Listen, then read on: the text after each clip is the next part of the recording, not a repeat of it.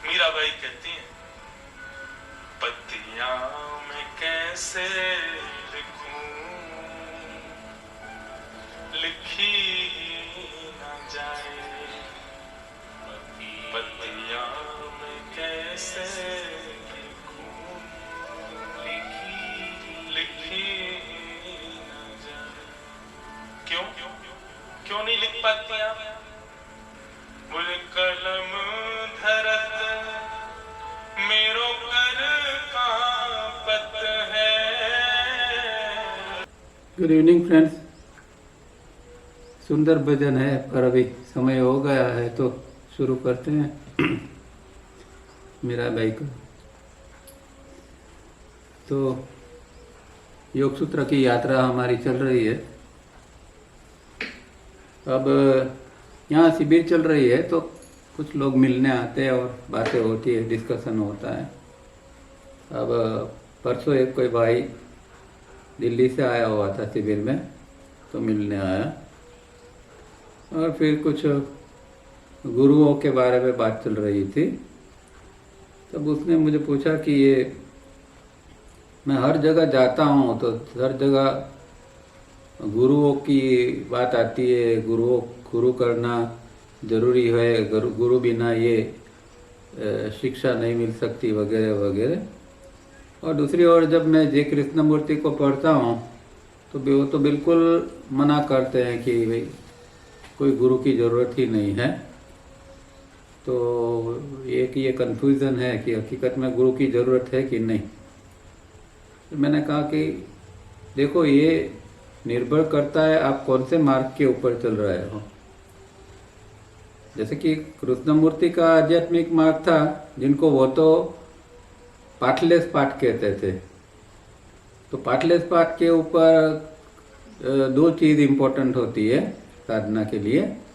एक जो है अवेयरनेस, और वो अवेयरनेस को वो चॉइसलेस अवेयरनेस कहते थे कि अवेयरनेस में कोई चॉइस नहीं होनी चाहिए, हमेशा अवेयरनेस के प्रति एक हमारा ये रहना चाहिए अवेयरनेस के प्रति। और दूसरी इम्पोर्टेंट साधना इसमें है सेल्फ ऑब्जर्वेशन। तो ये दो साधना ऐसी है कि उसमें अपेरेंटली खास कोई बाहर के गुरु की इतनी ज़रूरत नहीं है क्योंकि सीधे सीधा अंदर ही काम करना होता है। हालांकि सेल्फ ऑब्जर्वेशन में थोड़ा गाइडेंस की ज़रूरत पड़ती है क्योंकि किस तरह ऑब्जर्व करना है, क्या करना है, कैसे करना है और जो देखा है उसके प्रति क्या करना है। तो थोड़ी बहुत तो आवश्यकता होती है, फिर भी चलो मान लेते हैं कि भाई ये चीज़ है इसलिए इसमें खास कोई ज़रूरत नहीं। पर जब आप कोई ऐसी साधना करते हो जिसको हम टेक्निकल कहते हैं, जिसके अंदर टेक्निक है, जिसको हमें कुछ क्रिया के रूप में हमें फॉलो करना है शारीरिक स्तर पर ज़्यादातर, तो वहाँ तो निश्चित रूप से कोई गुरु की ज़रूरत पड़ेगी ही। क्योंकि आप टेक्निकल चीज़ों जो है, क्रिया जो है, उसको गलत रूप से करोगे तो फायदा के बदले में नुकसान होगा। तो अगर हम गुरु शब्द न भी वापरे फिर भी कोई गाइडेंस की तो ये चीज़ों में खास करके योगा जो है, तो योग जैसी चीज़ों के अंदर तो गुरु की बहुत ज़रूरत पड़ती है, एक मार्गदर्शक की खास ज़रूरत पड़ती है कि जो हमें समझाए कि क्या करना है, कब करना है, कैसे करना है, कभी अटकते हैं, रुकते हैं तो फिर आगे किस तरफ बढ़ते हैं। ये बहुत सारी चीज़ें होती है और वो ज़रूरी है। हाँ, पर इसके लिए कोई ऐसा ज़रूरी नहीं कि ऐसा कोई भगवाधारी गुरु हो, कोई बड़ा संत हो और जिसको हमें रोज़ जिसके पैर छूने पड़े, जिसको हमें तिलक करने पड़े जैसे और गुरुओं को करते। इस तरह कुछ करने की ज़रूरत नहीं है, ऐसे कोई गुरु की इसमें ज़रूरत नहीं।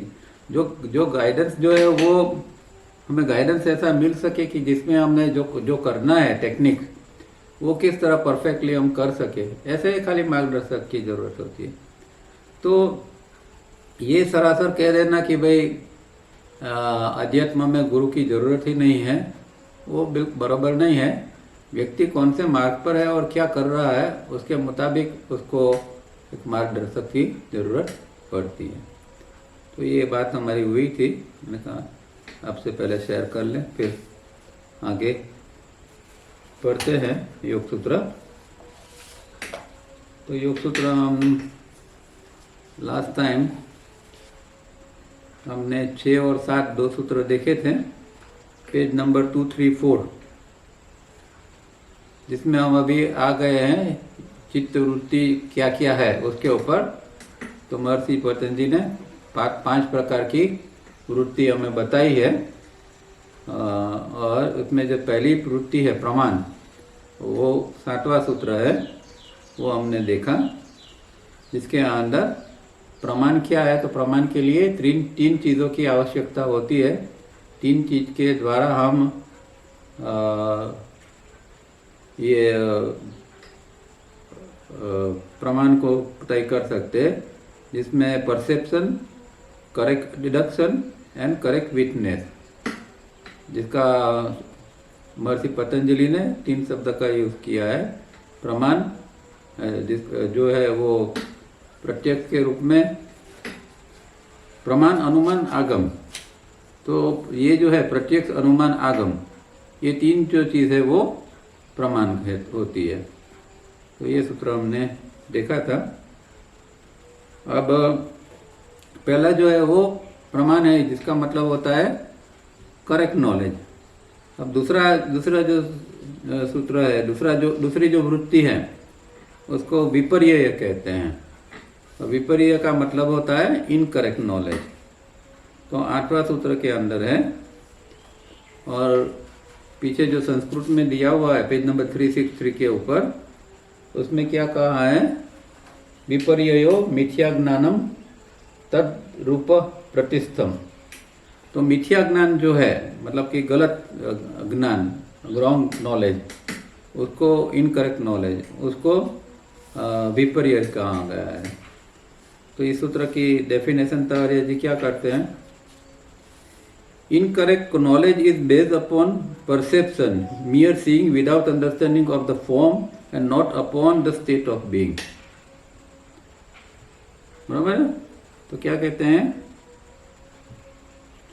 कि जो इनकरेक्ट नॉलेज है, या जिसको हम विपर्य कहते हैं, उसमें फॉर्म को ही देखा जाता है, बाहर का स्वरूप क्या है। जैसे हम नॉर्मल कोर्स में ये होता है, हम रास्ते पर चलते हैं तो लोगों को देखते हैं, तो हम बाहर का स्वरूप देखते हैं, ये स्त्री है, ये पुरुष है, ये है, और बाहर का स्वरूप को देख के हम आगे बढ़ जाते हैं। तो खाली स्वरूप होता है, उसमें कोई अंडरस्टैंडिंग नहीं होती है, न कि उसका जो चीज़ का, चाहे वो वस्तु हो या व्यक्ति हो, उसका स्टेट ऑफ बीइंग क्या है। तो मतलब कि जो उसका स्ट्रक्चर अंदर का क्या है, वो हम जब नहीं देखते हैं और सिर्फ बाहर से ऊपर से जो व्यक्ति को देखते हैं, तो उसको मिथ्या ज्ञान यहाँ कहा गया है, या इनकरेक्ट नॉलेज कहा गया है। तो नॉर्मल कोर्स में हम हर चीज़ को देखते हैं, वो हम हमारे संस्कार से देखते हैं, चाहे वस्तु हो या व्यक्ति हो। एक व्यक्ति को एक चीज़ अच्छी लगती है, दूसरी को नहीं लगती है, उसका कारण यही है कि संस्कार है। दोनों व्यक्ति एक ही चीज़ को देखते हैं, पर दृष्टिकोण अलग अलग है, संस्कार अलग है, इसके लिए चीज़ को अलग अलग रूप में देखा जाता है। वो तो ठीक है, पर ये मिथ्या ज्ञान के अंदर तो जो है उससे उलट देखा जाता है। जैसे कि शास्त्र में एक उपमा दी जाती है कि सर्प में रज्जू को देखना, मतलब सर्प है वो रज्जू जैसा, मतलब कि जो रस्सी होती है इस तरह का दिखता है, और उसको कोई अगर छू लेता है तो गड़बड़ी हो जाती है। तो एक आभास जिसको कहते हैं, तो सर्प में रज्जू का आभास होता है, वो हकीकत में विपर्य है या मिथ्या ज्ञान है। और व्यक्ति के लिए भी ऐसा ही है। नॉर्मल कोर्स में हम कोई व्यक्ति के लिए कोई एक ओपिनियन बना लेते हैं, पर वो ओपिनियन जो है, हमने जो कुछ थोड़ा बहुत उसके बारे में देखा समझा है, उससे ही हमने एक ओपिनियन बना लिया। हकीकत में कोई भी व्यक्ति किसी भी व्यक्ति को पूर्ण रूप से देख नहीं सकता, समझ नहीं सकता, और ख़ास करके उसके स्ट्रक्चर को तो बिल्कुल समझ नहीं सकता। तो दिक्कत ये है कि हम जो बार बार से देखते हैं, उसके ऊपर से हम उस व्यक्ति का एक ओपिनियन बना लेता है, ये अच्छी है या बुरी है, या उसके अंदर ये खूबी है, ये खामी है। तो ये एक हमारा मर्यादित ज्ञान हो जाता है, और उसमें कई बार विपरीत ज्ञान भी संभवित हो जाता है। मतलब कि हमें लगता है कि इसके अंदर ये है, पर हकीकत में ऐसा नहीं भी हो। तो यहाँ भी एक मिथ्या ज्ञान या एक हम गलत, हमारा एक गलत संभावना को हम देखते हैं। तो ये सारी चीज़ें जो है वो इसके अंदर मिथ्या ज्ञान के अंदर आती है। अब तावरिया जी क्या कहते हैं कमेंट्री में, ये देखते हैं। दिस सूत्र clearly states that importance given to the outer physical man, the body brain system, the secondary body, is misplaced and can only lead to incorrect knowledge. The question arises here, what is a person to do if one cannot see or find the inner man and also spiritual man? In answer to this real question, rational question, the sutra guide one to see and know firsthand and establish communication with the inner man, and thereafter the two together as a complex human system establish communication with and be completely guided by the spiritual man within. At this stage it ceases to be knowledge and becomes correct perception and one does not make a mistake. तो यहाँ क्या कहते हैं, यहाँ पहले तो हमारे जो 3 शरीर है उसके क्या 3 नाम है वो हमें जानने चाहिए। तीन शरीर में से 2 शरीर और एक आत्मा। तो हमारा अवतर शरीर है जिसको यहाँ उन्होंने फिजिकल मैन या कई जगह पर मैन ऑफ मैटर कहा है। दूसरा जो आगे बात आती है इनर मैन की, तो इनर मैन मतलब हमारा एस्ट्रल बॉडी मनस सिस्टम है, उसको इनर मैन कहते हैं। और आगे और भी एक शब्द आता है स्पिरिचुअल मैन। तो हमारा जो आत्म तत्व है, डिवाइन फ्रेगमेंट है, उसको वो स्पिरिचुअल मैन कहते हैं। तो ये 3 चीज पहले ध्यान में रहनी चाहिए। अब क्या कहते हैं कि ये जो सूत्र इनकरेक्ट नॉलेज का बताता है उसमें बात क्या है कि outer physical man is misplaced and only lead to incorrect knowledge. अब जब आप आउटर फिजिकल मैन मतलब जो हमारा शरीर बॉडी ब्रेन सिस्टम है फिजिकल, उसको जब हम ज़्यादा महत्व दे देते हैं या गलत रूप से उसको महत्व दे देते हैं, तो फिर हम जो कुछ करेंगे वो फिजिकल बॉडी से, वो सारी चीज़ें जो है वो इनकरेक्ट नॉलेज के जैसा बन जाएगा। तो कहने का मतलब ये है कि खाली फिजिकल बॉडी से हमें न कुछ करना है, पर हमें अंदर का जो इनर बॉडी है उसका भी हमें अनुभव लेना है। और फिर फिजिकल और एस्ट्रल दोनों मिलके जब कुछ करते हैं तब वो थोड़ा का जिसको कहें कि करेक्ट नॉलेज की ओर वो जा सकते हैं। इसलिए आगे कहते हैं the question arises here, what is a person to do if one can not see और find the inner man and also the spiritual man. अब जिसको अंदर का एक सामान्य आदमी है उसको तो पता ही नहीं कि एस्ट्रल बॉडी जैसा है, और आत्मा की तो बात ही कहाँ करने की, आत्मा तो बहुत दूर है। तो फिर वो व्यक्ति क्या करेगा, वो तो फिजिकल लेवल पर ही जिएगा, फिजिकल स्तर के ऊपर ही सोचेगा और सब कुछ फिजिकल लेवल के ऊपर करेगा। तो ऐसे व्यक्ति के लिए क्या करना है, तो यहाँ योग सूत्र ये सूत्र हमें बताता है कि पहले तो जो है वो फिजिकल बॉडी और ये जो हमारा एस्ट्रल बॉडी इनर मैन है, दोनों को के बीच में एक एस्टैब्लिश कम्युनिकेशन एस्टैब्लिश होना चाहिए, जिसको हम ये भी कहते हैं कि synchronisation of the physical body and astral body. तो दोनों सिंक्रोनाइज होते हैं, दोनों के अंदर आपले चालू हो जाती है, श्वास और प्राण के बीच में संबंध बैठ जाता है और रिदम बैठ जाती है। इतना होता है तो फिर समझो कि अभी कम्युनिकेशन दोनों के बीच में एस्टैब्लिश हो गया।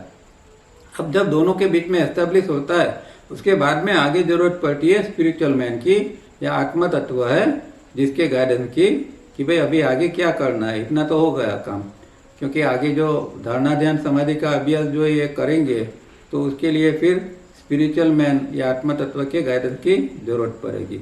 तो फिर से ये दोनों को मिलके जो इकट्ठे हुए, जो कॉम्प्लेक्स ह्यूमन सिस्टम के रूप में अब इकट्ठे हो गए हैं, उसको फिर से स्पिरिचुअल मैन के साथ में कम्युनिकेशन करना पड़ेगा, उसका गाइडेंस लेना पड़ेगा और फिर आगे बढ़ना पड़ेगा। और यह इस स्टेज के ऊपर क्या होता है कि जो ह्यूमन सिस्टम जो है वो सीजेस टू बी नॉलेज, तो वहाँ वो ज्ञान रूप में मिट जाती है और बिकम करेक्ट परसेप्शन। अब जो है वो करेक्ट परसेप्शन वहाँ से शुरू होता है, वो करेक्ट परसेप्शन हो जाता है वहाँ। और फिर बाद में ऐसी व्यक्ति जो है वो भूल नहीं कर सकती हैं। In the practices for upgrading awareness using A prism, the very first exercise the just look attitude will help much in the respect. तो हम प्रिज्म तो हम सब जानते हैं, सीखा है हमने, और बहुत सारे लोग करते भी हैं। तो प्रिज्म की एक्सरसाइज जो है वो यहाँ उपयोगी है। किस चीज़ के लिए उपयोगी है? कम्युनिकेशन के लिए। जो ह्यूमन कॉम्प्लेक्स ह्यूमन सिस्टम का जो हो गई, उसको जो आगे कम्युनिकेशन करना है, तो ये जस्ट लुक एक्सरसाइज है, जस्ट लुक एटीट्यूड जिसमें है, ऐसी जो प्रैक्टिस है वो प्रिज्म है। और उसका जब हम अभ्यास करते हैं तो हमारे अंदर कम्युनिकेशन पहले एस्ट्रल के साथ में और फिर आगे जाके डिवाइन फ्रेगमेंट के साथ में ये कम्युनिकेशन होने की संभावना बन जाती है। तो यहाँ ये विपर्य जो है उसका ये यहाँ ये लिया गया। दूसरी बात यहाँ भी ये भी है कि फर्स्ट हैंड नॉलेज की बात की है। तो जब गुरु से जो नॉलेज मिलता है, अंदर का आत्म तत्व से मिलता है, तो वो फर्स्ट हैंड नॉलेज मिलेगा और उसके द्वारा ही फिर करेक्ट परसेप्शन बनेगा। तो फर्स्ट हैंड नॉलेज होना बहुत ज़रूरी है, जो सीधा सीधा हमें आध्यात्मिक मानव जो है हमारा अंदर का स्पिरिचुअल मैन है, उसके द्वारा हमें मिल सकता है। तो ये हो गया प्रमाण विपर्य। अब जो आता है आगे का सूत्र, 9वां सूत्र, वो है विकल्प। विकल्प का मतलब होता है कल्पना, फैंसी। तो महर्षि क्या कहते हैं संस्कृत के अंदर? शब्द ज्ञानानुपाति वस्तु शून्यो विकल्प। तो विकल्प के अंदर शब्द ज्ञान जो है वो उसके अंदर शून्य हो जाता है, और जिससे जो बनती है चित्तवृत्ति उसको। तो अब आगे देखेंगे कि कल्पना में हम एक्चुअल क्या करते हैं। यहाँ इंग्लिश में कहते हैं fancy rest upon images which have no real existence. तो फैंसी कल्पना क्या है कि जिसके अंदर कोई चीज़ का अस्तित्व ही नहीं है और इसी चीज़ की हम इमेजेस, हमें इसकी छाया बना लेते हैं। तो ये तो हम सबका अनुभव है, रोजाना अनुभव है, क्योंकि हम रोजाना डे ड्रीमिंग करते हैं, ये ब्रूडिंग करते हैं और इमेजिनेशन भी करते रहते हैं। तो इनके अंदर यही चीज़ होती है ना कि कोई चीज़ तो है नहीं, आँख के सामने बैठे हैं, काम कर रहे हैं, फिर भी आँख के सामने कुछ छाया, इमेजेस आती जाती है और जिसका कोई अस्तित्व नहीं है, अभी अस्तित्व नहीं है। तो इस तरह की जो होती है इसको कल्पना कहते हैं। तो जैसे कि पेड़ को देखते हैं तो पेड़ की एक इमेज जो है वो हमारे अंदर बन गई, एक स्मृति बन गई। अब वो स्मृति कभी भी किसी समय के ऊपर भी वो बाहर आ जाती है और फिर हम जो कल्पना करने लगते हैं उसको यहाँ विकल्प कहा गया है। तो पहले 2 सूत्रों में पहले एक सही ज्ञान की बात की, फिर मिथ्या ज्ञान की बात की। अब जो है इसमें तो ज्ञान ही नहीं है, इसमें तो सिर्फ कल्पना की ही बात है कि या तो कल्पना का ज्ञान कह सकते हैं, इस तरह का है। तो क्या कहते हैं, in physical seeing in our so called waking state we see objects but in fancy that is during imagination we see images of objects. Fancy is a dream state when we are awake, when we indulge in seeing only our past and और our future, that is whenever we brood and or daydream, we are in the state of fancy. But Advaita Vedanta says that even in our widest awake state, our chitta, which is part and parcel of chitti, the cosmic mind, which is merely maya, makes us see and believe what is not there. तो पहली बात तो ये है कि जो चीज़ जो हम फिजिकल चीज़ जब हम जागृत होते हैं फिजिकली और हम जो चीज़ों को देखते हैं नॉर्मल कोर्स के अंदर, वही चीज़ जो है वो उसकी जो जो जो छाया है या उसकी जो कल्पना है वो जब चालू होती है तो वो फैंसिंग बन जाता है। इसमें फिजिकल सीइंग है पर फिर भी वो रियल ऑब्जेक्ट वहाँ नहीं है, ऑब्जेक्ट का एग्जिस्टेंस वहाँ नहीं है। Fancy is the dream state which we are awake. तो हम जागृत जब होते हैं उस स्थिति के अंदर हमारा, और ज़्यादातर तो देखेंगे कि जैसे सुबह में हम जागृत हुए और अभी तो ब्रश भी नहीं किया, हाथ में ब्रश लिया और कल्पना अंदर चालू हो गई, कल ऐसा हुआ था, आज ऐसा करना है। तो पास्ट और फ्यूचर का इमेजिनेशन अंदर चालू हो जाता है, और व्यक्ति, कोई भी दुनिया की कोई भी व्यक्ति इससे मुक्त नहीं है।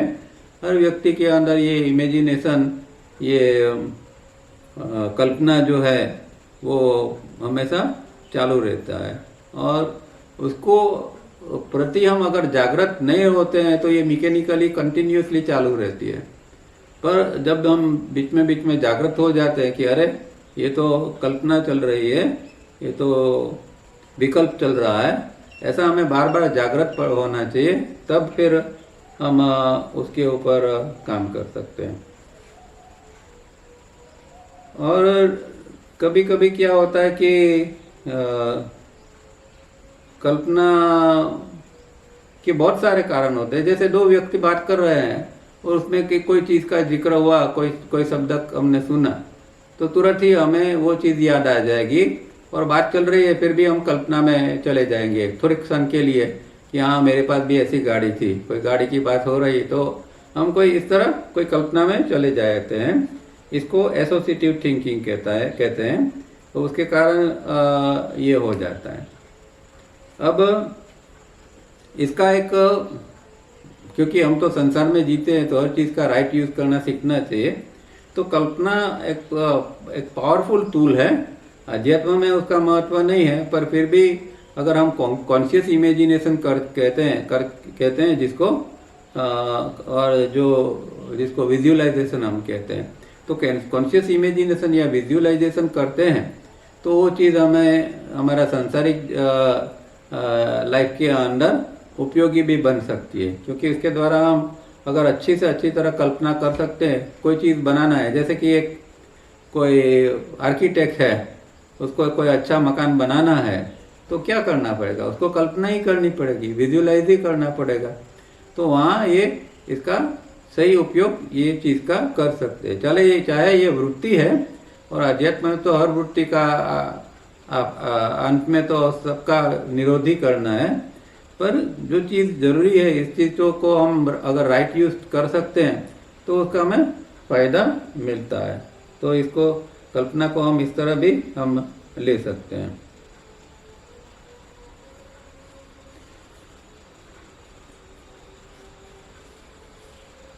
Fancy is a dream state when we indulge in seeing only our past and or future, that is whenever we brood and or daydream, we are in the state of fancy. तो जो विकल्प है, ये विकल्प वृत्ति के अंदर day dreaming और ब्रूडिंग भी आ जाता है, क्योंकि डे ड्रीमिंग और ब्रूडिंग के अंदर भी चीज़ तो यही बनती है, वहाँ भी कल्पना होती है, भूतकाल की या भविष्य काल की या दोनों की कल्पना शुरू हो जाती है। तो वो चीज़ जो है वो वहाँ भूतकाल या भविष्य काल का जो डे ड्रीमिंग या ब्रूडिंग चलता रहता है, वो भी ये विकल्प के अंदर ही आएगा। अब अद्वैत वेदांत जो है वो जरा यहाँ अलग बात करता है। वो कहता है कि जो मन बना है हमारा, जिसको हम चित्त कहते हैं, तो वो चित्ती से बना है, यूनिवर्सल जो माइंड है, चित्ती कॉस्मिक माइंड है, उससे बना है। और कॉस्मिक माइंड क्या है कि कॉस्मिक माइंड जो है वो माया रूपी है। तो कॉस्मिक माइंड अगर माया रूपी है तो इससे जो बना वो भी माया रूपी होगा। तो इसलिए जो हमारा चित्त जो है वो भी माया रूपी है। इसलिए ये माया रूपी होने के कारण जो नहीं है वो भी वो बता सकता है हमें। तो ये एक गड़बड़ी है कि हम जो देखते हैं वो हर चीज़ सही होती है और हर चीज़ हम इस तरह देखते हैं, ऐसा नहीं है। पर कई बार वो चीज़ को माया के कारण हम उस चीज़ को अलग रूप में देख सकते हैं। इस तरह ये भी एक फैंसी का है, मतलब कि कल्पना करते हैं, उसके अंदर जो कल्पना होती है वो कई बार सही नहीं होती है। माया के असर के अंदर हम कुछ चीज़ों के और रूप में या गलत रूप में भी देख सकते हैं। इस तरह अद्वैत वेदांत यहाँ कहता है। अब आता है 10वां सूत्र जो है निद्रा के ऊपर है, जिसको निद्रा वृत्ति कहा गया है। तो सूत्र क्या कहता है? अभाव प्रत्यय आलंबना वृत्ति निद्रा। इसमें जिसमें जो वृत्ति ऐसी वृत्ति है कि जिसके अंदर कोई आलंबन नहीं है, इस तरह की कोई प्रतीति नहीं होती है, इस तरह का प्रतीति का अभाव जो है उसको जिस वृत्ति को निद्रा कहते हैं। प्रतावड़िया जी ने जरा अलग ढंग से इसको कहा है। Passivity, sleep is based upon the quiescent state of the vrittis और upon the non registration of the senses. तो यहाँ उन्होंने अपनी जो सिस्टम है उनकी, जो IESM केंद्र और रजिस्ट्रेशन वगैरह की, उसके वो पॉइंट से यहाँ उन्होंने ये इसको डिफाइन किया है कि निद्रा क्या है? बेस्ड अपॉन क्वाइसेंट स्टेट, मतलब कि जो सुसुप्त अवस्था है वैसी सुसुप्त वृत्ति की सुसुप्त अवस्था है। तो जब हम रातना सोते हैं तो हमारा अनुभव है कि वहाँ कोई विचार नहीं होते हैं, वृत्ति नहीं होती है, और जो भी कुछ चलता रहता है वो भी वो तुरतक मतलब कंटिन्यूटी कोई नहीं होते, टूट के कुछ होता है, वो चलता रहता है। कभी हम डीप स्लीप में होते हैं, कभी शैलो स्लीप में होते हैं, और जब शैलो स्लीप में होते हैं तो ड्रीम स्टेट बन जाता है, वहाँ स्वप्न आने लगते हैं। तो इस तरह ये जो है वो निद्रा जो है वो हमारे अंदर इस तरह उत्पन्न होती है। पर ये नॉन रजिस्ट्रेशन ये इसलिए कहा कि जो उस दौरान भी जो इम्पल्सिस आते रहते हैं, और नॉर्मल कोर्स में इम्पल्स ब्रेन के अंदर जाता है, स्मृति को मिलता है और विचार बनता है।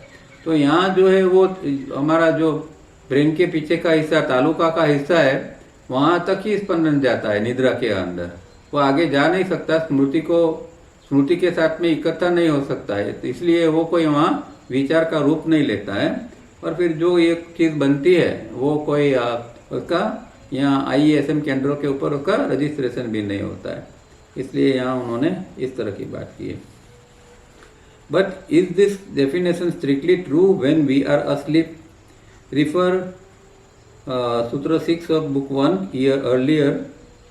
If the falling of the drop of water is sufficiently delayed, the surface of water in the vessel will tend to regain its calm and steady state. So too, if the incoming impulses in conjunction with identical memory pattern form thoughts, but which do not register in the thinking instrument front brain, even for a little while, then the thinking instrument can experience a state of calm for that little while.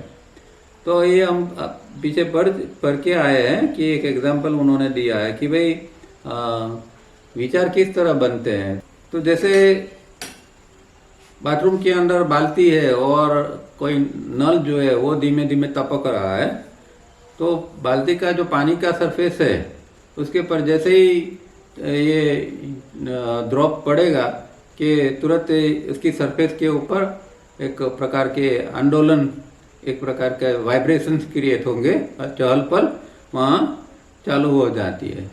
अब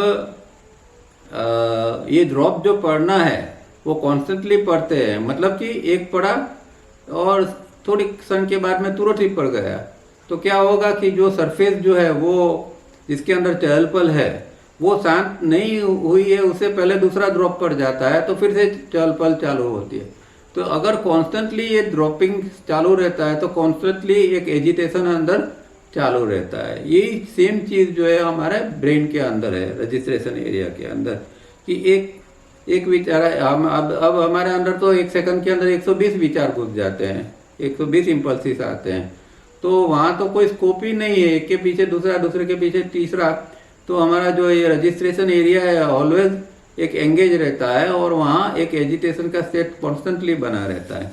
पर अगर हम किसी तरह ये जो impulses आ रहा है उसको डिले कर सकते हैं कि एक सेकंड में 120 के बदले में थोड़े कम हो जाए, तो जरा थोड़ा सा एक गैप निकल आया तो वो हो सकता है कि वो गैप के अंदर यहाँ जो है वो हमारा थिंकिंग इंस्ट्रूमेंट ऐसा अनुभव करेगा, एक काम स्टेट का, मतलब शांति का अनुभव करेगा कि हाँ अभी कोई विचार नहीं है।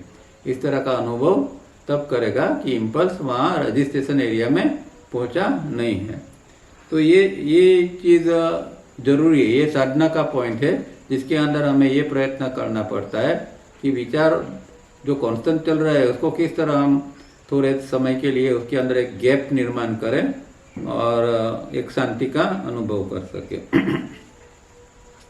This state can be either sleep, coma or one pointedness. तो उसकी 3 अवस्था है।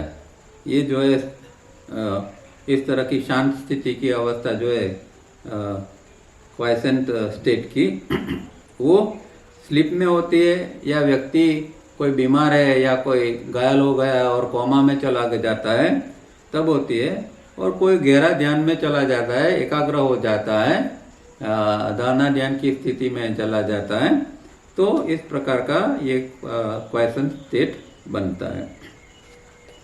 The difference between them is enormous. For a normal person it is sleep, but sleep itself is not exempt from fancy, which we call a dream state. Here too we oscillate between past and future and connect persons and place in a strange manner. Ideally during sleep all messages reaching the brain are cut off in the region of taluka, the medulla oblongata. This is indicated by quiescent state of the vritti, or the non-registration of the senses in our registration area, that is no drop is falling on the calm surface of water in the vessel. तो यहाँ अब क्या कहते हैं कि ये 3 स्थिति है, उसके अंदर थोड़ा अंतर होता है कि एक सामान्य व्यक्ति है जो है वो जब नींद में जाता है तो वहाँ भी वो फैंसी, तो वहाँ भी मतलब कल्पना जो है वहाँ भी कुछ न कुछ तो चालू रहती है, वहाँ बंद नहीं हो जाती है, क्योंकि इनकमिंग इम्पल्स का 5 इंद्रिय तो है ही। हाँ चलो सो जाते हैं तो आंख बंद हो गई, तो आंख की एक इंद्रिय अभी काम नहीं कर रही है। कान जो है वो इनर कान के ऊपर वॉइस तो जा सकता है, इसीलिए हम गहरी निद्रा में फिर भी कोई जोर से हमारा नाम को चिल्लाता है तो हम उठ जाते हैं, क्योंकि अंदर कुछ है जो सुनता है। तो बाकी की सारी इंद्रिय जो है, मानो कि हमें ठंडी लगती है, गर्मी लगती है सोते समय, तो सब कुछ हम महसूस करते हैं चाहे नींद में हो फिर भी। तो वहाँ थोड़ा ये इम्पल्सिस का आना जाना चालू रहता है, और इसके कारण जो है वहाँ ये फैंसी या विकल्प भी बनते रहते हैं, कल्पना वहाँ भी चालू रहती है, जिसको हम खास करके ड्रीम स्टेट कहते हैं, मतलब स्वप्न अवस्था। पर ये स्वप्न अवस्था तभी उत्पन्न होती है कि जबकि हम डीप स्लीप में नहीं है। जब आप डीप स्लीप में चले जाओगे तो उसकी साइकिल्स होती है 20-20 मिनट की, 30 मिनट की, कुछ टाइमिंग की, और कुछ टाइम के लिए एकदम डीप स्लीप में आप चले जाते हैं, फिर से वो अपने आप में स्लीप जो है वो कॉन्शियसनेस थोड़ी फिर बढ़ती है, तो थोड़े ऊपर हम आ जाते हैं, हमारी कॉन्शियसनेस थोड़ी बढ़ जाती है, जिसमें थोड़ा सा फिर ये अनुभव होता है और ये ड्रीम स्टेट वहाँ चालू हो जाता है। तो ये अलग अलग स्थिति अंदर निर्माण होती है, और कहते हैं कि यहाँ भी पास्ट और फ्यूचर के अंदर हमारा जो ब्रेन है वो ऑसिलेट तो होता रहता है, और अलग अलग व्यक्तियों और जगह के साथ में कनेक्ट हो जाता है, पर वो एक स्ट्रेंज मैनर के अंदर होता है। क्योंकि एक जागृति और स्वप्न की स्थिति में अंतर क्या है कि यहाँ जो है एक समय के साथ में या एक सीक्वेंस के साथ में चल रहा है। हम एक चीज देखते हैं, सोचते हैं, फिर दूसरी बनती है, तीसरी बनती है, तो एक सीक्वेंस है उसके अंदर। ड्रीम में कुछ नहीं होता है, एक सेकंड में आप चलते हो ऐसा महसूस होता है, दूसरे सेकंड में आप उड़ रहे हो ऐसा महसूस हो पाएगा, एक सेकंड में लगेगा कि मैं इससे बात कर रहा हूँ और चेहरा कोई दूसरे व्यक्ति का आपको दिखाई देगा। तो वहाँ की जो अंदर की स्थिति एकदम अलग है। यहाँ जागृति के अंदर हम जो कल्पना में होते हैं वो स्थिति और यहाँ की स्थिति के अंदर एक इतना डिफरेंस है। तो यहाँ कहते हैं कि स्लीप के अंदर जो मैसेजेस है वो ब्रेन तक पहुंचते नहीं है, वो कट ऑफ हो जाते हैं। कहाँ से? तालुका से कट ऑफ हो जाते हैं। और इसका कारण ये है कि ब्रेन जो है उसको अभी सोया हुआ है, तो उसको आराम की जरूरत है। जब हम 16 घंटा काम करते हैं या जागृत है और 8 घंटा अगर नींद लेनी है, तो ब्रेन एकदम एक्टिव रहेगा तो आराम कैसे होगा? तो यहाँ कुदरत ने एक करामत की है कि इम्पल्स को ब्रेन के अंदर नहीं जाने देता है, और इसीलिए स्पाइनल कोड के द्वारा ही बहुत सारी ये हो जाती है। और कई बार तो जो कुछ लेती देती है वो भी, जैसे हमारा अनुभव होता है या साइंस कहता है कि आप नींद में और आपने मच्छर ने काट लिया तो आप तुरंत पैर को हिला दोगे। अब उस समय जो काटा मच्छर वो इम्पल्स ब्रेन में नहीं जाता है, पर स्पाइनल कोड है वो भी इतनी इंटेलिजेंस है, वो ब्रेन का काम कर सकती है। तो उस दौरान ब्रेन में इम्पल्स को नहीं जाया दिया जाएगा, पर स्पाइनल कोड के अंदर ही से ही उसका जवाब दे दिया जाए कि भाई अभी पैर को हटा दो, या मच्छर को उड़ा दो, या ठंडी लगती है तो ओढ़ लो। इस तरह कुछ ना कुछ जैसा जरूरी है इस तरह का स्पाइनल कोड हमें ये मैसेज दे सकता है। तो ये स्थिति जो है वो, और इसीलिए यहाँ इन्होंने इसको क्वाइसन स्टेट ऑफ द वृत्ति कहा है। यहाँ वृत्ति सीधे सीधी नहीं बनती है, एक सुसुप्त अवस्था है, और इस तरह ब्रेन के अंदर स्मृति के साथ कनेक्ट नहीं होती है, इसलिए ये एक सुसुप्त अवस्था का अनुभव होता है। और या यूँ कहा कि रजिस्ट्रेशन एरिया के अंदर इसका रजिस्ट्रेशन नहीं होता है। और ये फिर से वही बात है कि जैसे बर्तन का पानी के अंदर ड्रॉप्स पड़ना थोड़ा एक अंतर के बाद पड़ता है तो थोड़ी शांति आ जाती है। इसी तरह हम जब रात को सोते हैं और फिर सुबह में उठते हैं तो थोड़ा शांति का अनुभव हमें होता है। इसका कारण ही ये है कि बीच में ये जो इम्पल्सिस है वो रजिस्ट्रेशन एरिया तक नहीं पहुंचते हैं, और इसीलिए जो हमें एक सुसुप्त अवस्था का अनुभव होता है वो कारण है। तो यहाँ ब्रेन इस तरह शांत अवस्था में रह सकता है। Science says that this condition allows the organism to sleep and rest. When this fails to a certain extent, except when in deep sleep we dream, either to remember or to forget on awakening. तो ये इस तरह की स्थिति जो बनती है वो हमारे अंदर ऑर्गेनिज्म के अंदर बनती है, उसको हम स्लीप और रेस्ट इसको कहते हैं। विज्ञान भी इसको ये कहता है। पर अगर ये स्थिति नहीं बनती है तो ड्रीम की स्थिति बनती है, पर डीप स्लीप होती है तो ड्रीम की स्थिति नहीं बनती है। और ड्रीम ऐसे होते हैं कि जो हो सकता है कि हमें याद रहे या न भी रहे, और ज़्यादातर ड्रीम तो याद रहते ही नहीं है। हम जब सुबह में उठते हैं कई बार तो कोशिश भी करते हैं कि ऐसा ऐसा मुझे कुछ ड्रीम आया था ऐसा कोई, पर याद नहीं आता है। तो ज़्यादातर हम पर कोई गहरी असर वाला ड्रीम है या कोई डरावना ड्रीम है या कुछ ऐसे कोई ड्रीम में देख लिया तो वो याद रह जाता है सुबह तक। This is all very good, but have we taken any pain और made efforts to bring the primary psychic astral body manas to rest? What method और साधना इज कॉल्ड फॉर? अब ये तो ठीक है, आप दिमाग को शांत कर लिया तो अच्छा है, थोड़ी शांति मिलती है, पर जो मनस के अंदर जो एजिटेशन चालू है कॉन्स्टेंटली, उसका क्या करेंगे? साइकिक लेवल के ऊपर जो अंदर चालू है, चाहे बॉडी सो गया है सब कुछ है, पर फिर भी अंदर कुछ खटपट चालू है, तो उसको किस तरह निपटाएंगे? उसका कोई साधना या कुछ उसका कोई मार्ग है क्या? तो वो हमें ढूंढना है, और इसमें योग हमें मदद करता है। अब आगे का सूत्र देखते हैं। स्मृति, अलास चित्त वृत्ति, स्मृति वृत्ति। इसके लिए संस्कृत में क्या कहा है? अनुभूत विषय असंप्रमोष स्मृति है। अनुभूत विषय असंप्रमोष स्मृति। तो इस तरह का विषय जो असंप्रमोष है, मतलब जो ज्ञान जो है वो वृत्ति जो है वो उसकी चोरी नहीं हुई है। संप्रमोष मतलब चोरी होना और असंप्रमोष मतलब उसका चोरी नहीं होना। तो जो हमने गंवाया नहीं है कोई वृत्ति या वो छुपी नहीं है, इस तरह की जो वृत्ति है उसको स्मृति कहा गया है। तो जो अनुभवजन्य ज्ञान है, अनुभव का ज्ञान हमारे अंदर रहता है, उसकी चोरी नहीं होती है, वो हमेशा कायम के लिए रहता है, तो वो स्मृति है।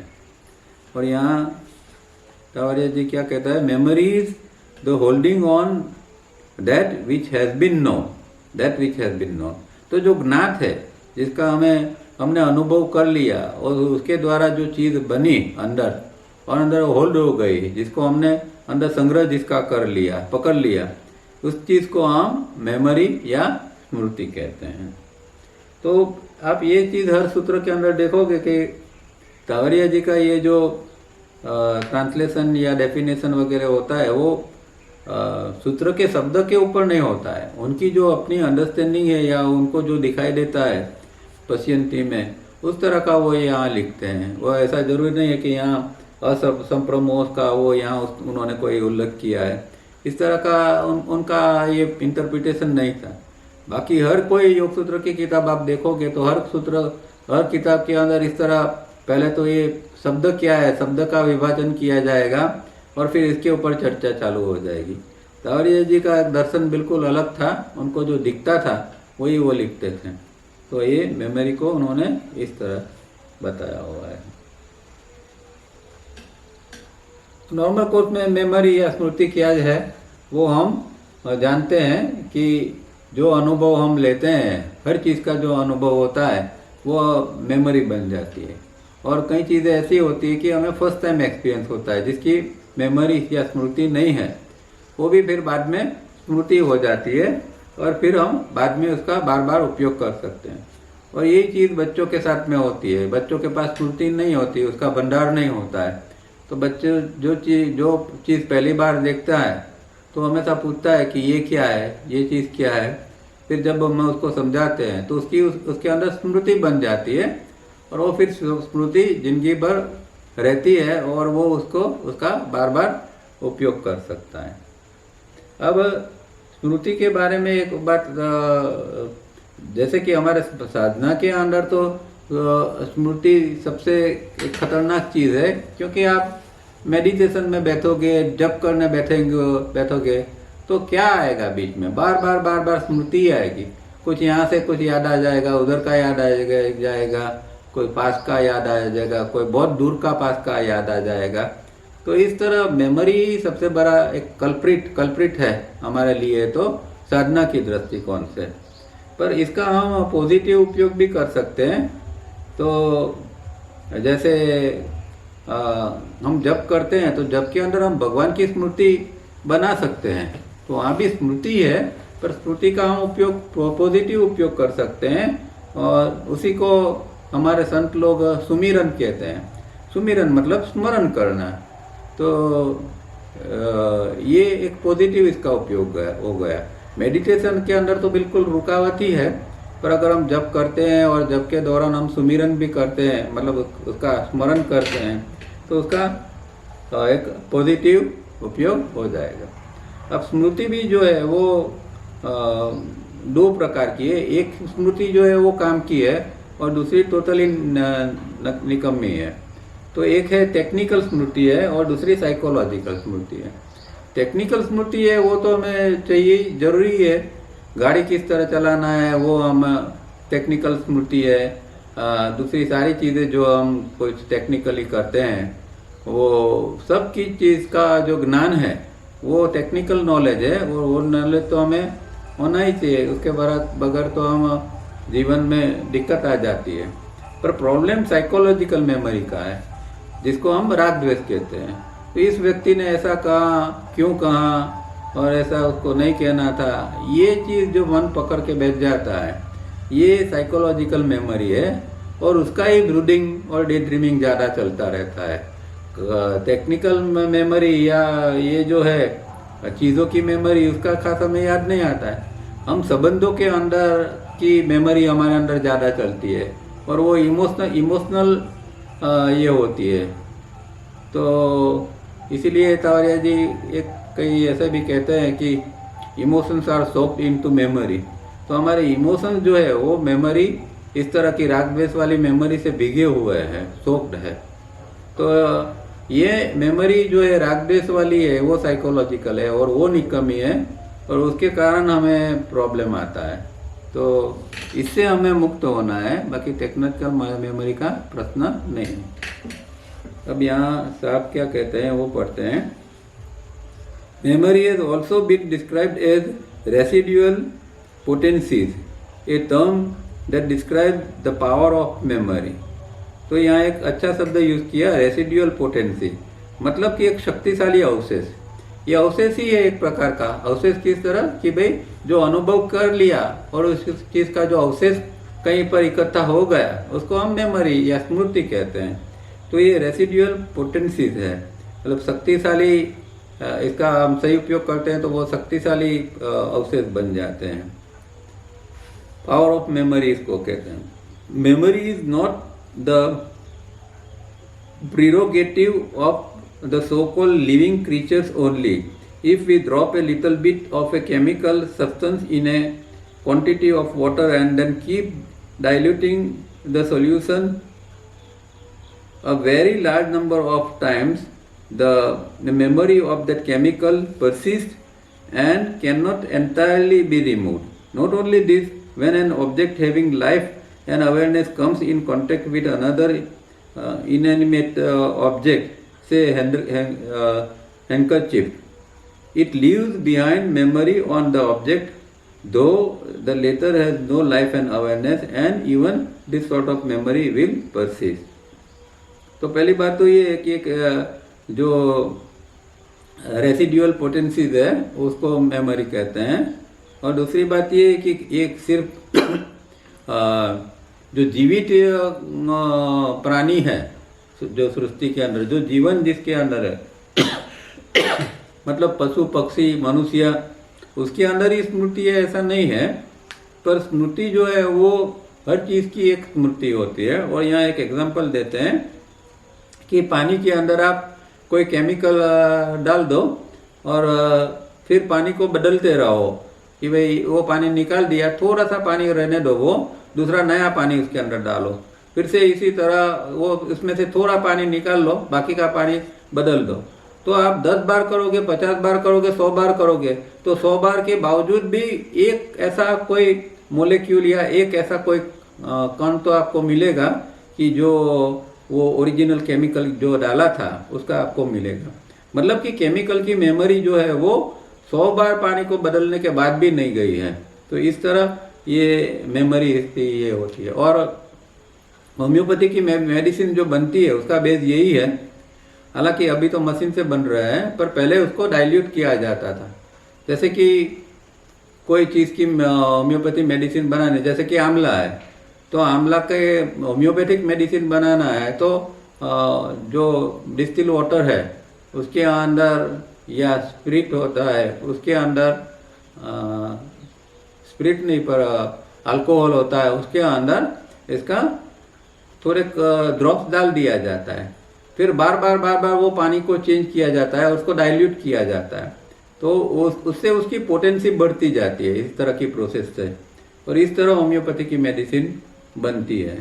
पर कहने का मतलब जो होम्योपैथी की लास्ट मेडिसिन बनेगी उसके अंदर भी वो चीज़ का अंश तो रहेगा ही। ऐसा नहीं कि खाली फिर वो चीज़ रहेगी, पर वो जैसे कि आंवला की मेडिसिन बनाई तो आंवला का अंश लास्ट में भी वहाँ रहेगा।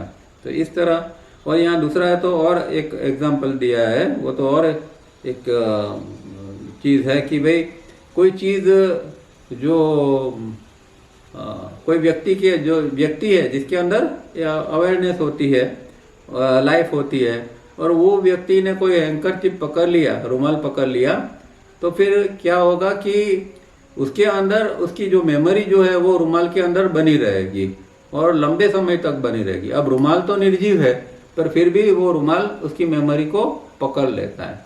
तो मेमोरी इस तरह काम करती है कि सजीव चीज़, निर्जीव चीज़, हर चीज़ के अंदर मेमोरी हो सकती है और चली जाती है। इसलिए हम कोई पुराने मंदिरों के अंदर जाते हैं तो हमें बहुत शांति मिलती है। इसका मेन कारण यही है कि वहाँ जो है वो कुछ अवेयरनेस लाइफ के जो वाइब्रेशंस है, जो वहाँ जो लोगों ने तप किया था उसके जो वाइब्रेशंस थे वो वहाँ हजारों साल तक टिके रहते हैं।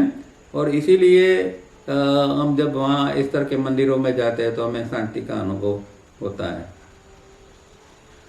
That is why memory cannot be destroyed. Each bird can be a means of diluting memory, but even after a million birds, memory is still in a potent form, able to take shape again in proper soil and under proper conditions. It is therefore compared to a seed which, if not fried, can germinate in the right type of soil. For this reason, the sutras warn again and again against the memory seeds sanskara. तो ये एक है कि जो memory बन गई वो कभी भी उसका नाश नहीं होता है, आप कुछ भी कर लो। हाँ, वो सुसुप्त हो सकती है, वो कहीं अंदर दब जाती है, याद नहीं आती है, रिकॉल नहीं कर सकते, ऐसा होता है। पर इसका मतलब ये नहीं कि ये मेमोरी अभी कायम के लिए चली गई, वो कहीं ना कहीं पड़ी रहती है। और हर जन्म के अंदर वो थोड़ी डाइल्यूट तो हो जाती है, पर फिर भी वो ये नहीं होती है कि उसका ख़त्म नहीं हो जाती है। इसलिए प्रॉब्लम क्या होता है कि उस तरह का फिर से उसको इस तरह का वातावरण जब मिलता है तो मेमोरी फिर काम में लगती है। जैसे कि किसी व्यक्ति के अंदर एक गुनाहित प्रवृत्ति का कोई एक इस तरह की मेमोरी या संस्कार है और कोई अच्छे घर में जन्म लिया तो अभी वो संस्कार दब गया, अच्छा सब चल रहा है और काम कर रहा है, पर फिर से अगर उसको ऐसा वातावरण मिल गया, ऐसे दोस्तों मिल गए, इस तरह का कोई ये मिल गया, तो वो पुराने गुनाहित संस्कार जो है वो फिर वापस आ सकते हैं और व्यक्ति फिर से इस तरह गुनाहित बन सकती है। तो ये एक बहुत डेंजर चीज़ है कि ये टोटली डाइल्यूट होने के बावजूद टोटली जाती नहीं है। इसीलिए व्यक्ति को बहुत जागृत हो, जो साधक है उसको तो खास जागृत रहना पड़ता है कि कोई ऐसी मेमोरी चली ना है कि जो उसकी साधना को डिस्टर्ब करे या उसको मार्ग से भटका दे। तो इस तरह की मेमोरी ना बने, उसका साधक को ध्यान में रखना चाहिए। तो इस यहाँ एक सीड जैसे कि बीज होते हैं, इस तरह के बीज का कंपैरिजन भी बताते हैं कि कुछ ऐसे बीज पड़े हैं कि जो अभी फ्राइड नहीं हुए हैं। इस तरह के बीज पड़े भी वो फिर से जर्मिनेट अंकुरित हो जाते हैं। और मेरे यहाँ तो इसका एक एग्जांपल है ही, मेरे यहाँ बोगनवेल, बहुत सारी बोगनवेल है जिसके अंदर कांटे होते हैं और लाल फूल होते हैं। उसको काट के हम फेंक देते हैं, पर जब जमीन के ऊपर वो पड़ी रहती है तो कुछ समय के बाद वो तो ऐसी पड़ी भी वो जमीन के संपर्क में आती है और वहाँ से फिर जीवित हो जाती है और नया फिर उसका छोड़ वगैरह जो है उसका फिर से वो चालू हो जाती है, उसका जीवन फिर से चालू हो जाता है, उसके फिर से सब डंडियाँ निकलनी चालू हो जाती है। तो इसको जो सोइल मिल गई और वो संस्कार था उसका, तो दोनों का ये संगम हो गया और फिर से वहाँ जीवन चालू हो गया। ये बात हमारे लिए ये संस्कार के रूप में ये हमें ये समझना है कि ऐसे संस्कार हमारे अंदर नहीं रहने चाहिए कि जो कोई हमें फिर से गलत मार्ग के ऊपर ले जाए।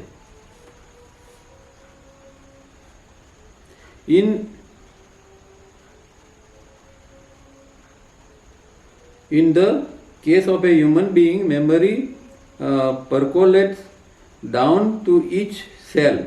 Here it is termed organic memory, that is, each cell that dies is replaced by a cell of the same memory. If this is true, and if there be no remedy for improvement or refining man as a human being, man cannot change in billions of years. By itself, organic memory seems changeless. It changes so imperceptibly and takes such long period that it is not possible to observe the change taking place. But there are practices that change every single cell, not just the structure of the cell, but also its memory is refined. So animal-like cells in a human being have the possibility of becoming human cells and even of going beyond. तो यहाँ हमारे एक problem क्या है, problem कहे या ना कहे, पर जो हमारे अंदर जो हमारा फिजिकल बॉडी है वो सेल से बना है, जिसमें अरबों खरबों सेल्स है। हर ऑर्गन के अपने हजारों सेल्स होते हैं और हर सेल्स होते हैं उसकी एक अपनी मेमोरी होती है, वो मेमोरी में डूबा हुआ होता है। तो इस तरह के हजारों लाखों सेल्स जो है वो उसकी जो मेमोरी है उसको ऑर्गेनिक मेमोरी कहा जाता है। पर अभी सवाल ये है कि ये ऑर्गेनिक मेमोरी को चेंज किया जाए कि नहीं। तो साइंस तो ना कहता है कि भाई इसको नहीं ये होता है, और इसका एक एग्जांपल दिया जाता है कैंसर पेशेंट का, कि भाई जैसे कैंसर पेशेंट के अंदर उसके सेल के अंदर इसकी मेमोरी होती है कैंसर की। तो एक सेल कैंसर का मरता है और दूसरा जन्मता है तो उसको ये मेमोरी दे के जाता है। अभी नया आया तो उसके अंदर फिर से वो कैंसर की मेमोरी आ गई। इसीलिए नॉर्मल कोर्स में कैंसर को क्योर करना बहुत मुश्किल होता है, क्योंकि मेमोरी परसिस्टेंटली उसकी बनी रहती है। पर यहाँ तावरिया जी एक अलग बात करते हैं कि ऐसा नहीं है कि ऑर्गेनिक मेमोरी जो है वो बिल्कुल चेंज होती ही नहीं है, वो चेंजलेस है, ऐसा नहीं कह सकते, क्योंकि वो लाखों साल के बाद में धीरे धीरे तो वो चेंज होगी। और जब हम देखते हैं कि इवोल्यूशन हुआ या इंसान जो है वो जो प्राचीन जो प्राइमल टाइप का जो आदमी था आज थोड़ा सुसंस्कृत बना है, उसकी मेमोरी में चेंज आया है, तो इसका मतलब ये हुआ कि उसकी थोड़ी मेमोरी चेंज तो होती है, चाहे लाखों साल लग जाए पर वो चेंज हो सकती है। तो साइंस जिस तरह कहता है वो बात सही नहीं है, और वही बात योग के अंदर भी लागू होती है कि वो मेमोरी जो चेंजलेस नहीं है उसको हम चेंज कर सकते हैं। और योगा की जो प्रैक्टिसेस है वो तो डायरेक्ट इसके ऊपर इसका प्रभाव रहता है, क्योंकि इंसान को बदलना मतलब उसकी मेमोरी को बदल देना। तो मेमोरी को कैसे बदलेंगे? तो ये योग का अभ्यास जो है वो पुरानी मेमोरी पैटर्न को ही घिस डालते हैं, उसको निकाल के फेंक देते हैं, और फिर जो नई मेमोरी पैटर्न बनती है तो उससे फिर आदमी नया बन जाता है। तो ये तो हम देखते हैं, ये और हमारे संत ऋषि मुनि ये सब इसके ही एग्जाम्पल है। वो कैसे बने, संत बने, ऋषि बने। वालियो था तो वालियो वाल्मीकि बना, और अंगुलीमल जो वो भी लुतेरा था वो भी बड़ा संत हो गया। तो कैसे बना? तो एक मेमोरी तो चेंज होती है, पर इसको सही मार्गदर्शन और सही प्रैक्टिस की जरूरत पड़ती है। और इस तरह हम एनिमल लाइक सेल्स को हम चेंज कर सकते हैं और इसके भी आगे जा सकते हैं। But memory is very essential for normal life. Without life would not be possible without it. However, the sutras say when we hold on to that which has been, and if we do not or cannot give that up, it becomes brooding. Such attachment is harmful. It arises also from and leads to doubt. तो जैसे brooding में क्या होता है कि किसी ने हमें कुछ कह दिया तो बार बार वही विचार आया, मतलब कि हमने होल्ड करके रखा वो चीज़ को, उसको हम गिव अप नहीं करते हैं, तो फिर वो चीज़ ब्रूडिंग बन जाती है और ऐसी चीज़ें हार्मफुल होती है, और वो फिर आगे जाके डाउट और फियर का भी जन्म देता है और एक विशियस सर्कल बना रहता है। तो इस तरह मेमोरी की बात उन्होंने यहाँ की है और बहुत अच्छे ढंग से समझाया है। एक बिल्कुल अलग अंदाज से ये मेमोरी की बात यहाँ उन्होंने की है जो नॉर्मल कोर्स में नहीं होती है।